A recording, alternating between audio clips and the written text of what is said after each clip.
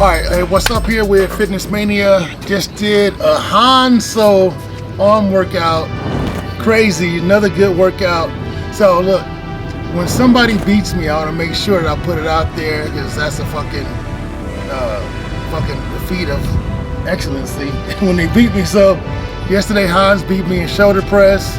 I was hanging with him, and then he did the 110s for 12 reps. And I did the 110s for 0 reps. I couldn't even get them up. I was totally gassed. I was done. No injuries, nothing hurt. It felt perfectly fine. I just had nothing in the tank left, and Hans kind of just buried me on that one. Then he came back today and he tried to do the same thing again. Because I think Hans knows I'm not very strong in bicep curls. I have really big biceps, but I'm not. They get so engorged full of blood really fast. It's really hard for me to keep up with volume. And I think, Hans, did you pick up on that, or? Yeah, I just seen that. I saw that. So we smelled blood in the water, so we're like, all right, let's go heavier. Try to push him. So, what it's not even the weight, it's just after so many sets of biceps, I can barely move my arms, and Hans beat me once again in bicep curls. But once again, it's all in fun. It was an excellent workout, and like I said before, you're only as good as your training partner. If these guys, Carlos and Hans, were not pushing me, I would not be getting stronger at the rate that I'm getting stronger. I would not be coming back with the rate that I'm coming back. So whenever I feel Hans is not pushing me, I kind of goad him and kind of get him going and stuff like that. And Hans kind of person, I guess from his football and wrestling background, he doesn't really talk, he just does. So he just turns it up and he just does, and I love that. And Carlos is the same way, like he doesn't like to be left behind. Carlos tries to do more talking, but he also puts in the work. So it's a really good dynamic because when I go and I pick at Hans, he doesn't get mad. He just gets serious and he digs down and he turns it up. I love it. It's all in fun. So Hans, what's your theory behind your workouts? I mean, I learned it's really just my favorite things that I learned from you. So okay. I just take like every, my favorite warm up, my favorite heavy movements, my favorite supersets. I put it all together, and it's just like, I think it creates like the perfect amount of volume, especially when it comes to arms. Yeah, that's cool. And think about it, he's beating me with my own workout. It's not like a workout he designed, and I've never done these things. These are things that we've done. So that's pretty damn good, huh? That's pretty damn good. And I think you've gotten your strength is like really increased. Yeah, and it was all from training in the garage. He would pop into a gym here and there. I wanted my guys, when they venture out and go to another gym, I wanted them to feel like super strong in that environment. So we don't really have many 45-pound plates. We go straight to 55-pound plates, and we do bigger jumps of increments of bigger jumps. So when these guys go someplace else, they're actually lifting more weights. Did you find that the case when you venture out to other gyms? Yeah, definitely. 100%. As far as like athletically, I come mainly from a football and wrestling background. From that, I kind of ventured off into myself in the gym, but eventually I knew I had to get back to it. Kind of wanted to find that community that I had when I was in wrestling, when I was in football, not just be this like lone wolf that just like tried to do everything by myself. So immediately, like when I worked out with Chris, I knew it was like that I'd found what I needed to do like over and over again. Because when I left those workouts, like I knew I left and I'd done everything I could do.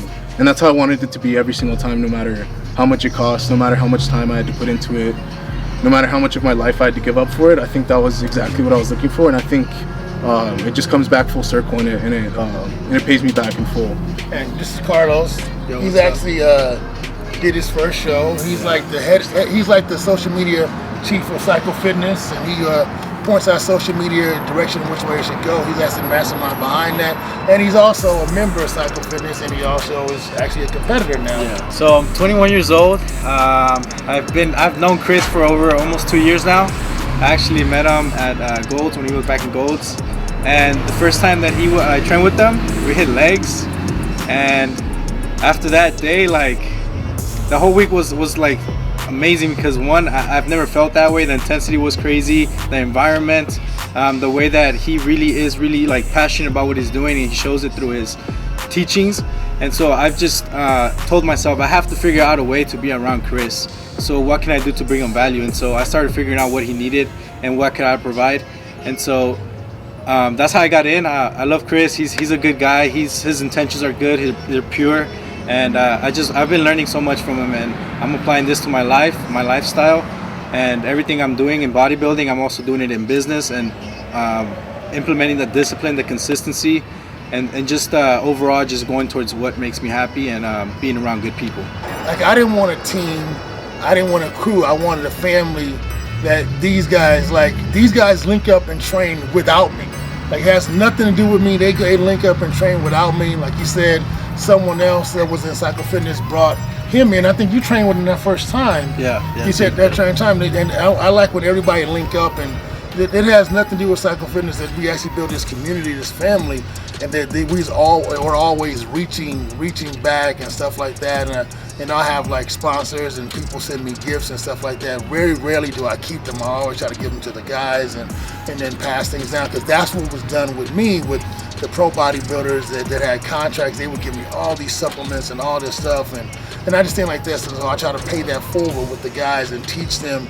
And then as you build these Adonis type like bodies, that that's like a tool for you to open up and help somebody and reach back and like that. But Hans already had that from his athleticism background and stuff. He knows how to work as a team.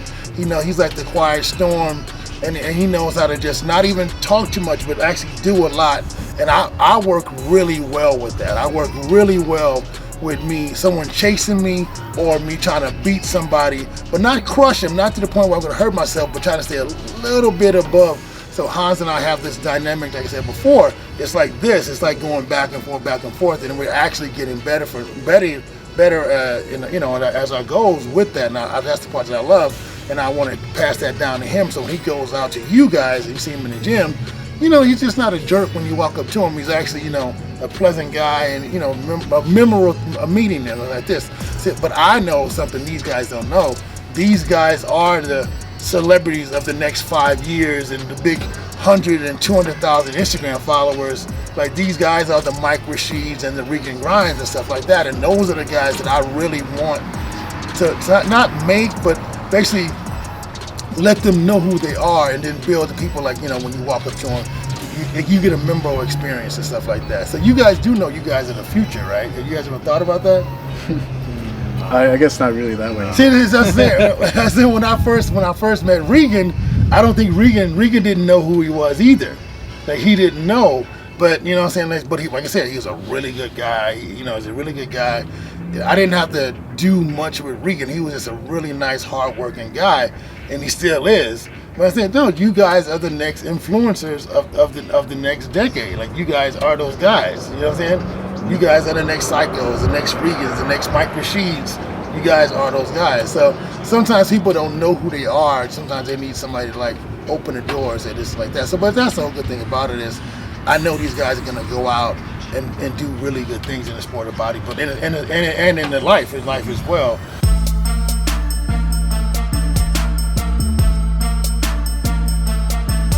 So my weight loss. So we talk a little bit about my weight loss. So I kind of came down, got into the 290s, and I stopped my weight loss because I was just sacrificing so much muscle, and it was actually playing with my head. I was actually playing with my head, like, wow, this is not bodybuilding. This is just a drastic weight reduction. This is like a biker or a long distance runner. So now, filled out a little bit. I actually use Hans as a guide to my strength and to have these really fire workouts. And then now I'm gonna start doing an ascend once again. And as I do the ascend, I may stop it here, stop it there. It's still gonna be 100 pounds. I'm still gonna get down to 230. That is the actual goal. But I needed to look like something and feel like something, not just some guy like Mahatma Gandhi who just went on a starvation date or something like that. I really didn't like that. So. And it wasn't actually physically, it was like mentally playing with my head. So that's what's going on right now. My strength is getting there. It's not totally back, but I'm able to hang with these guys. And I think that I'm gonna gauge that if I'm losing muscle or sacrificing too much muscle. If Hans starts just bearing me in all the workouts, I know I need to make some adjustments, stuff like that. And that is what a lot of pro bodybuilders do. We gauge ourselves on our competition, either working out with somebody or having someone look at us or through the internet.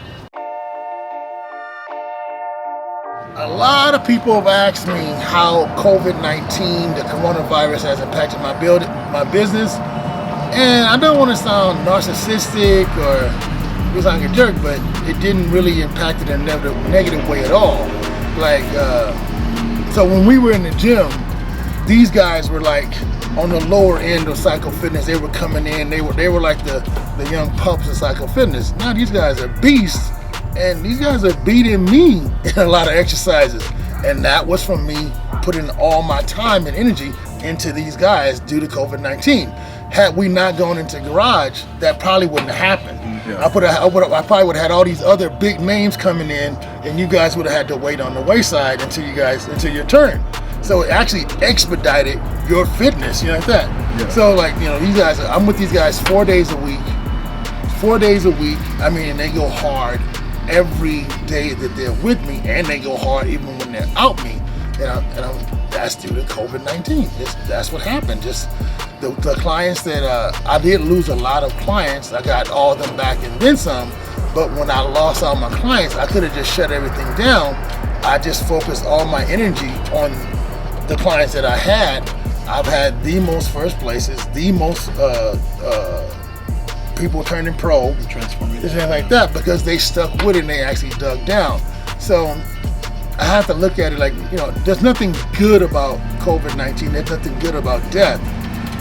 But when you're throwing the ball, you can take a knee or you can just run for a touchdown. And I think that's what happened to us. We were throwing the ball and we decided, you know, we're gonna go for it and we're gonna change, you know, we're gonna go for it, make a touchdown, and that's what these guys actually did. So nothing good about it, but it didn't impact me in a negative way thus far. It actually impacted me in a positive way. So Yeah, because before the quarantine kind of hit, we were just like Chris said, we were starting out, just kind of building our strength up. We weren't really too big yet, and then when COVID hit, we just went right back down and lost our progress. But I think it really got to a point where people knew it was going to last a long time and it wasn't just going to pass over like that. So we had to look at it either as a chance to back down or an opportunity, and I think we took it as an opportunity. And Chris opened up his his garage to us, and we immediately hopped on. And then I think me and Carlos already knew what we could do because of what we had started out with, because of the progress we made originally. So it was just about replicating that and making it even better, and then doing it kind of in its own way in the garage. And I think we did just that. We made sure to record everything and just make all this footage because we knew what we could do, So everything changed. The workouts changed. Our workout split changed. But I don't know. We really took it as an opportunity above anything. Right. And that's the thing about any problem is don't look at it as a problem. Look at it as an opportunity.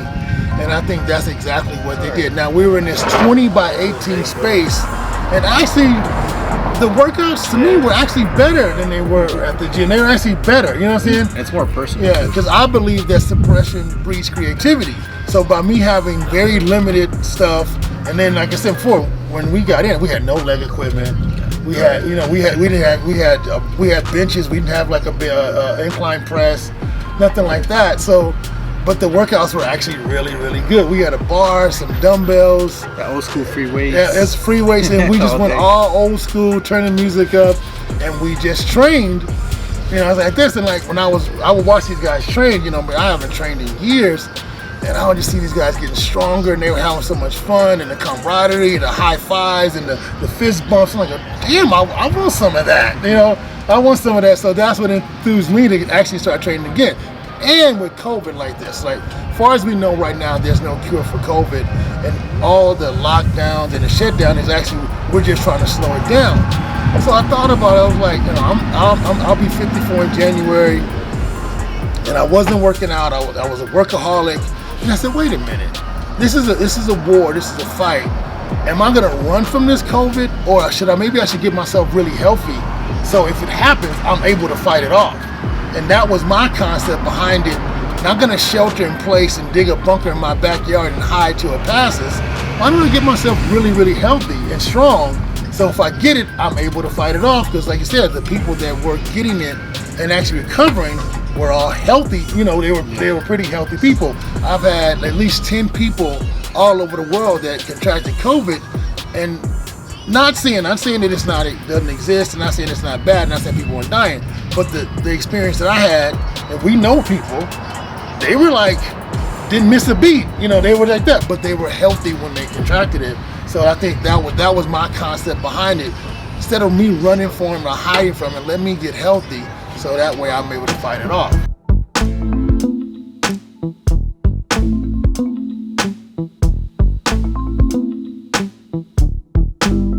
You know, the Olympians moved to Orlando, the USA has moved to Arizona, and I totally understand that they're trying to keep the sport alive. They're trying to keep people enthused, and I totally get that. So, you know, Jim Manion, the president of the IFBB, he does what he has to do to keep our sport alive. You know, I feed off of that sport, so I support him 100% in whatever he does. And you know, whatever it takes to keep the sport alive, to keep people enthused, keep people healthy, I'm all with that.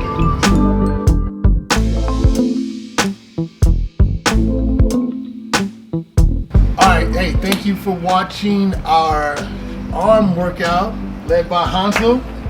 And the old man hung a little bit there, but once again, he got me on the bicep curls back next week to do it all over again. So Hans, what do you think about the workout? I think it was great. You know, I kept it old school like always. Very high volume, a lot of supersets, a lot of free weight movements, and just you know, just trying to find where I could catch him. So that's what it was. What about you, Carlos? I'm just trying to keep up with him. Just in the background, you know, doing my thing. But slowly, I'm catching up, and I like that because I'm being underestimated here. All right, cool.